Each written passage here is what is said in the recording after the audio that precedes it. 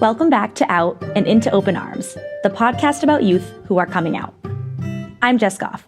And I'm Mark Belanger. And in these next 2 episodes, we're going to dive into a wide range of issues that LGBTQ plus families face as they move about in the larger world. Schools, pronouns, bathrooms, and more. So, in this episode, we're going to talk about schools, finding support, and dealing with challenges. And we'll also talk about youth sports. And then we'll address the tricky situations that parents may face when socializing with friends, neighbors, and new acquaintances. You know, when it comes to challenges that arise for kids in schools, or with peers, or on sports teams, I think it can be really hard for parents to figure out just how much, or just how quickly, to get involved. How much do you jump in to protect them? How much space do you give them to flex their own skills and resilience? I get that.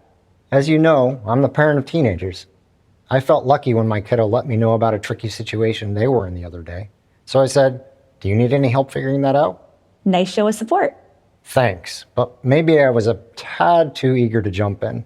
My kiddo says, "Dad, I just need you to not get weird. Like, be normal. Give me some space to figure this out on my own." It's always a tough balance. That's parenting for you. Are you going to take the lead in this segment, Jess? Sure, on we go.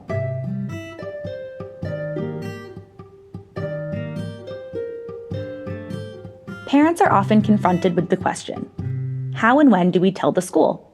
In some cases, their children will have already confided in peers or trusted adults in the school.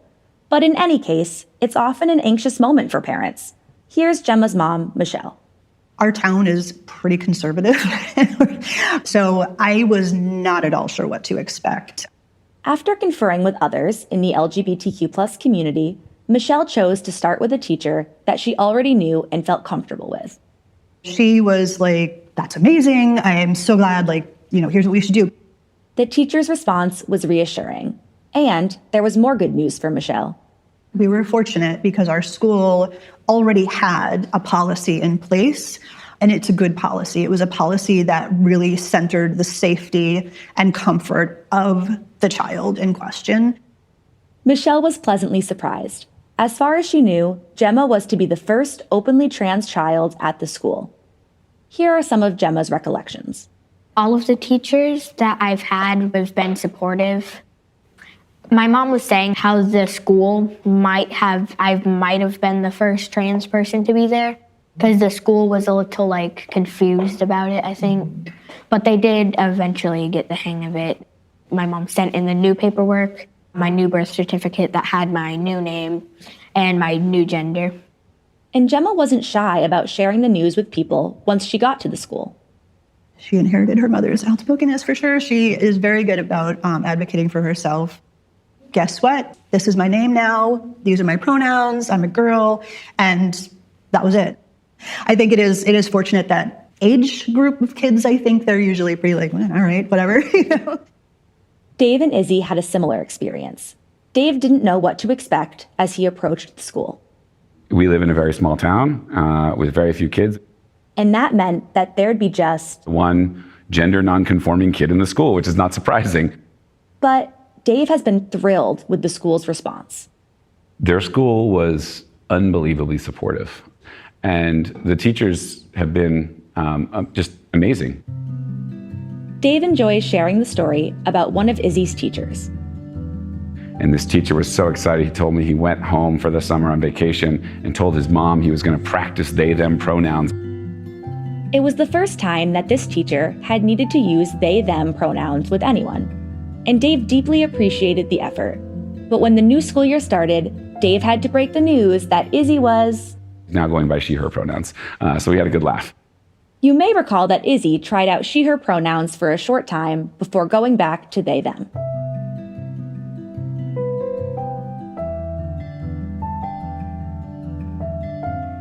What are your thoughts, Mark? This is so heartening. It's nice to see 2 families who were both pleasantly surprised by the responses from the schools. I thought it was great that Gemma's school already had a policy in place aimed at keeping kids safe, even though Gemma was, as far as they know, their first transgender child. I also feel lifted by the warm support from teachers, especially the one who spent all summer practicing they, them pronouns. Right. You know, everyone will have a unique experience. But we've seen that teachers are often supportive through this process.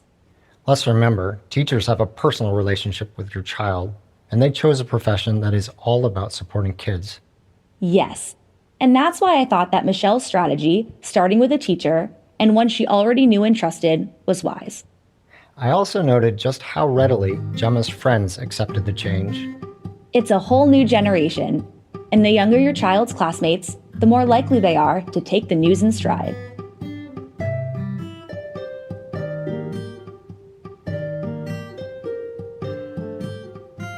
Of course, coming out at school also has challenges. Kids are regularly hurt by what their peers say to them. For example, Gemma remembers some kids watching a YouTube video by a transgender creator and then making some hurtful comments.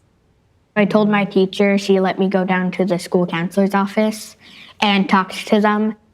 The counselor was skilled at comforting Gemma, and soon, Gemma was able to talk with her mom on the phone. I was able to talk directly to her on the phone and talk about like what happened and how are you feeling and how do you feel the school is handling this. The school soon had conversations with the kids. They apologized. They said that they didn't mean to be rude. And Michelle was a bit surprised by how quickly it all blew over. By the time she got home that afternoon, she was like, well, that happened and it was unpleasant, but I'm moving on.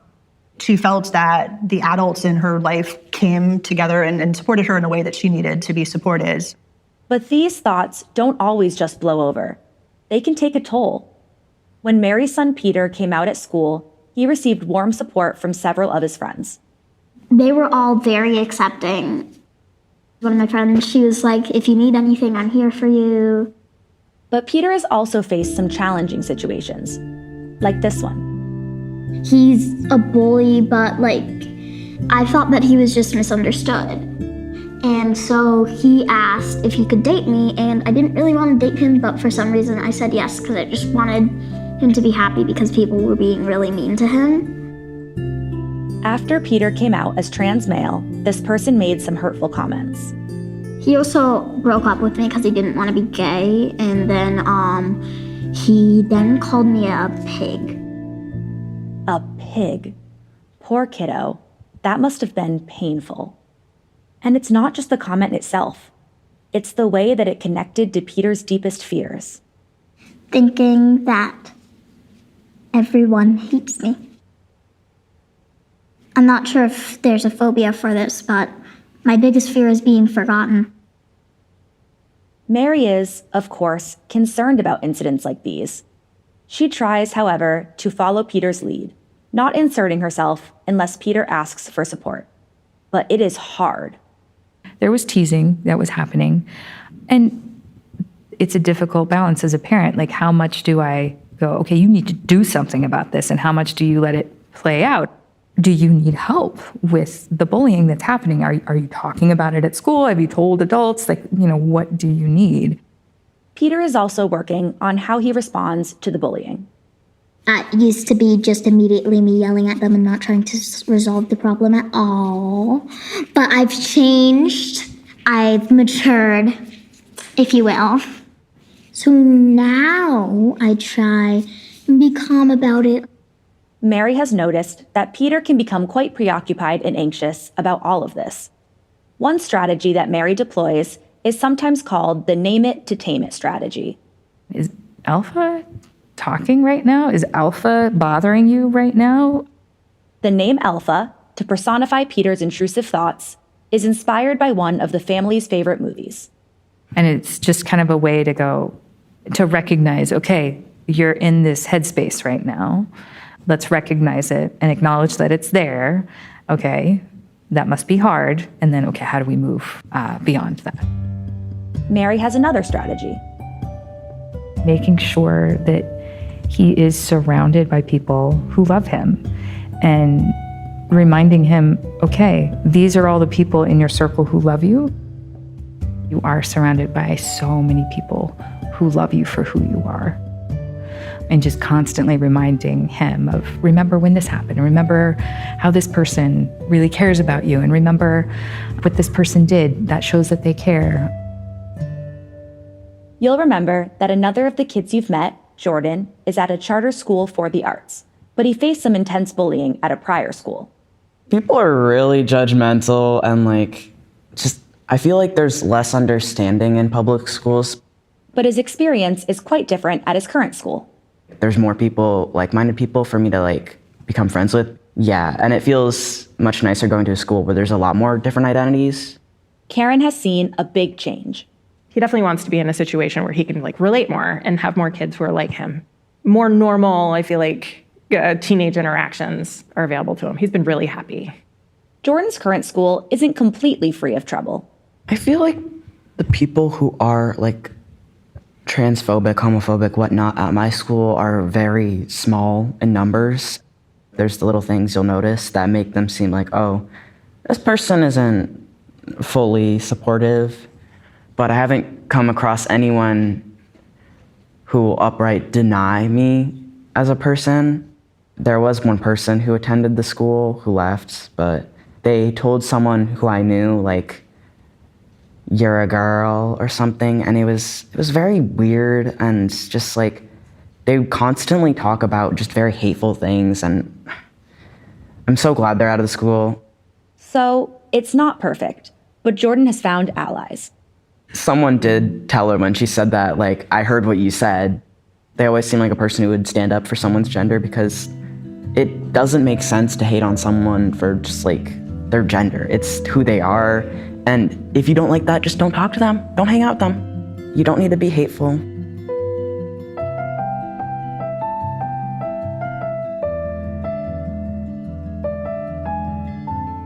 Your reaction, Mark? Well, the stuff about bullying really gets my Papa Bear protective instincts going.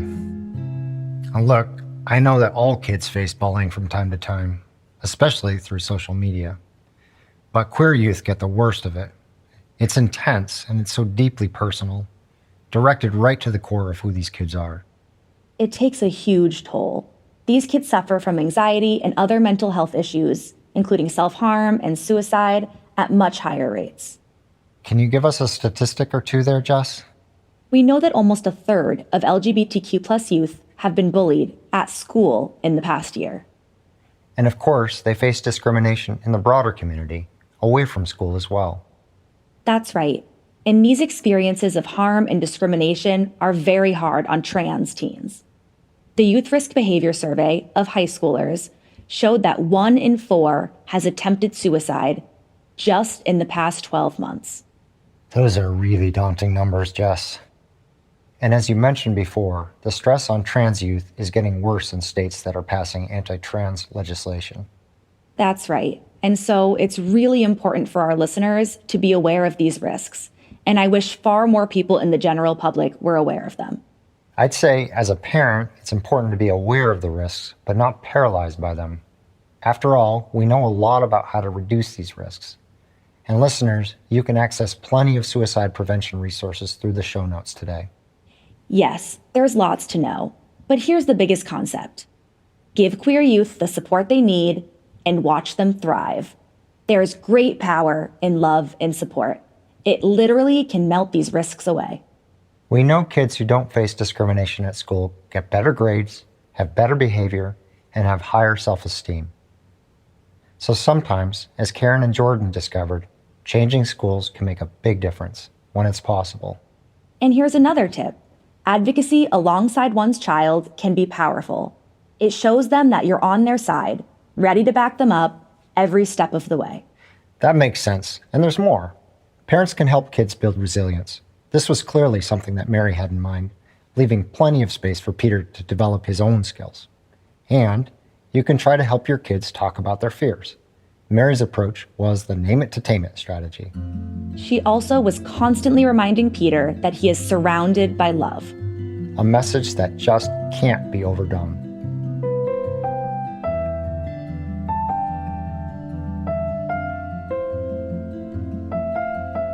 For some kids and families, youth sports are a big part of life.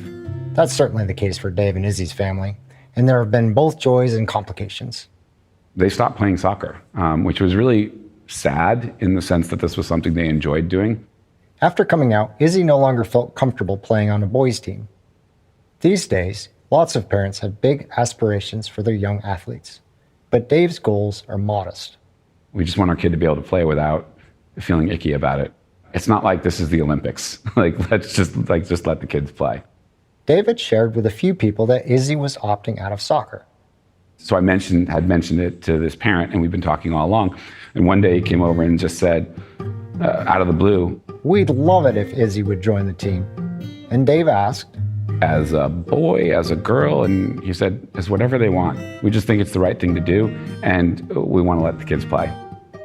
Word got out, and Izzy received even more invitations. Dave recalls, with a chuckle, that it felt kind of like Izzy was being recruited. And it was very exciting, and it was like, which one are they going to play with? But Izzy's answer was, "I'm not going to play at all." They don't feel comfortable as a girl or a boy, so they don't want to play in a girls' soccer team either. Izzy is also interested in running. In track, I do the 800, which is the longest race that you can do at my age. For Izzy, track and cross country are somewhat better than soccer. At least everyone practices together. But that changes when it's time to compete. There are boys' awards and girls' awards, and as a result, Not sure if they're going to run cross country in middle school. And that's sad to me, because running is something they do love. there's another reason. We still want them to really strongly consider running in middle school, even if they don't compete, because of the team aspect. But if being on the team just won't work for Izzy, Dave at least wants them to keep running. Let's find another way for you to run in a way that feels good. And so if that's running in races that you can identify as non-binary and be recognized as a non-binary runner, fantastic, let's do that. The family has discovered a series of races called Beyond the Binary. Izzy's already competed in several 5Ks.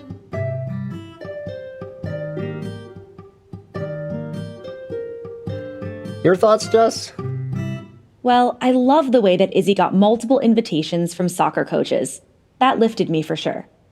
Sports seem tricky, though. They are so clearly divided by gender. Even where you have supportive adults, a trans or non-binary kid may still struggle to feel at home.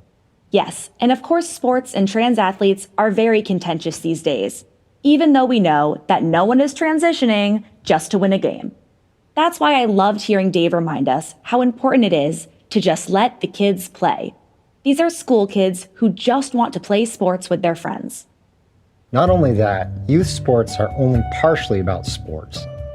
They are also about growth and development, from kids to adults. They are about teamwork. They're about setting goals. They're about pushing yourself to achieve those goals. They're about building character in community. They're about dealing with loss and disappointment. I completely agree. And these growth opportunities should be open to every child.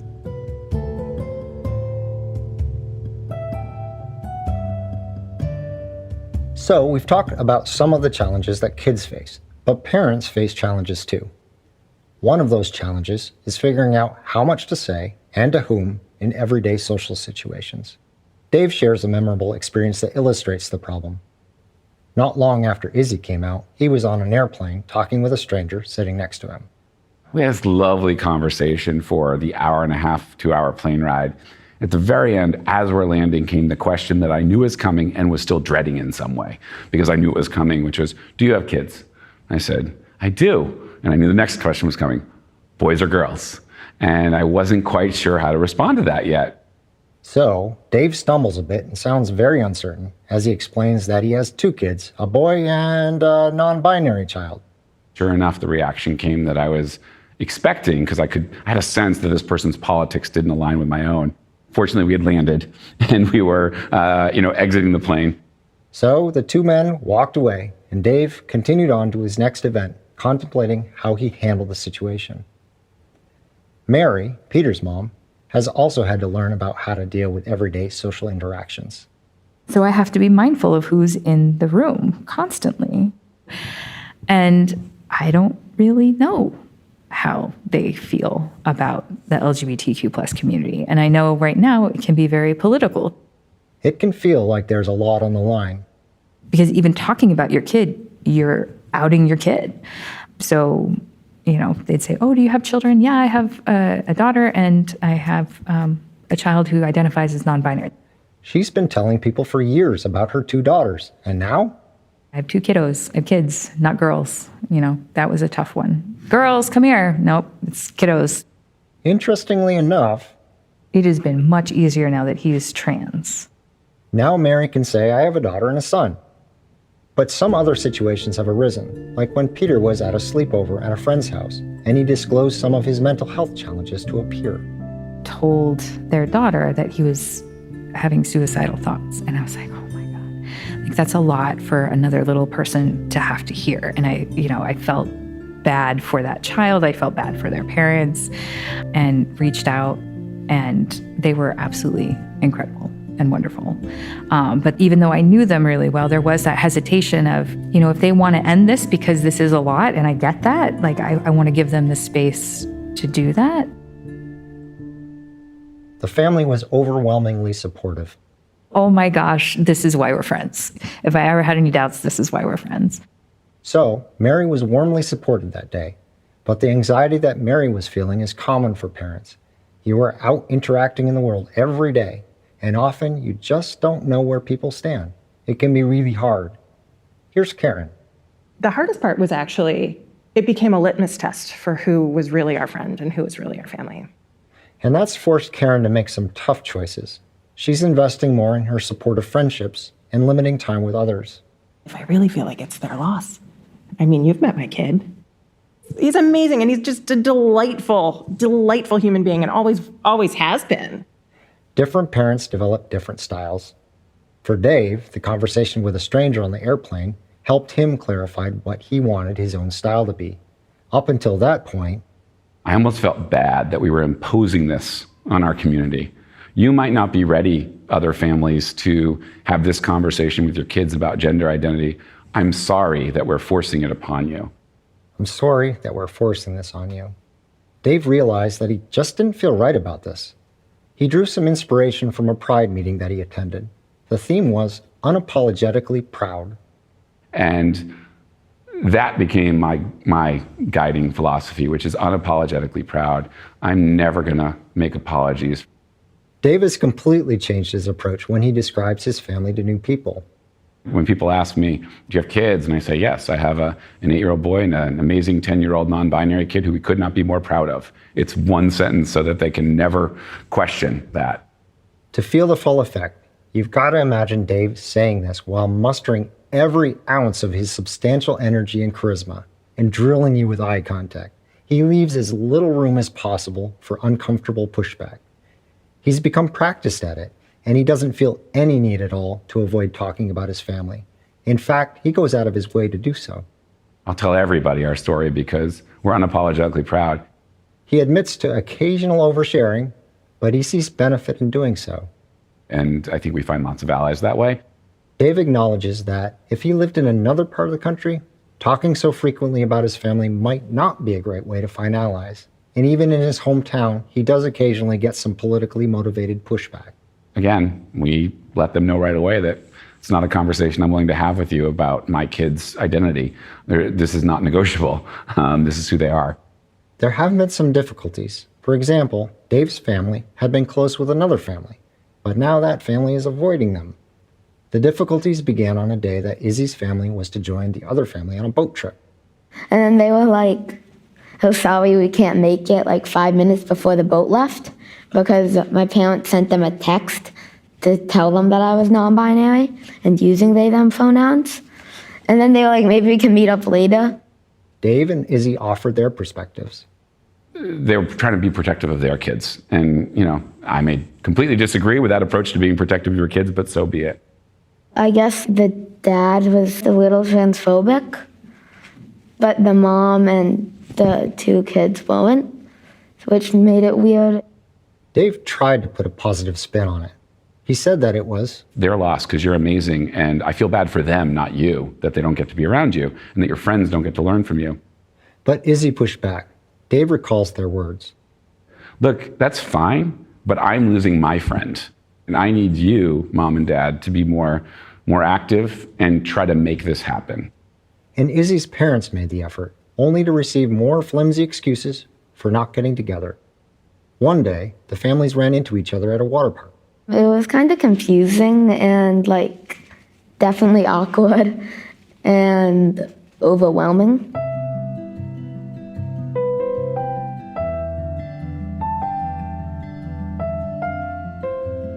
So what did you think, Jess? I'd emphasize the importance of being protective of your child's identity. It's easy to accidentally out them, but it's important not to do that unless they've given you permission. So it's useful to get comfortable with gender-neutral language, the way Mary got used to saying she had 2 kiddos. And I guess there's no way to avoid the reality. When your kids come out, it may change what your network of friends looks like. Yes, you might lose some friends, but you'll also strengthen existing friendships. And find new friends. Dave's unapologetically proud approach might not work for everyone, but he did say that he finds new allies by being outspoken. And, as we talked about in the last episode, if you're struggling with loss of friends, there's just nothing like the LGBTQ+ community. We've got your back.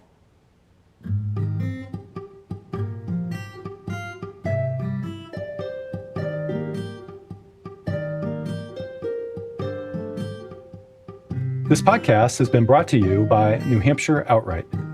Please check the show notes for additional resources. Special thanks to our hosts, Jessica Goff and Mark Belanger. Our editorial and project management team also included Brady Berry and Amy Rock. Script development, audio production, and additional music composition by Chris Trimble and Treehouse Audio Productions.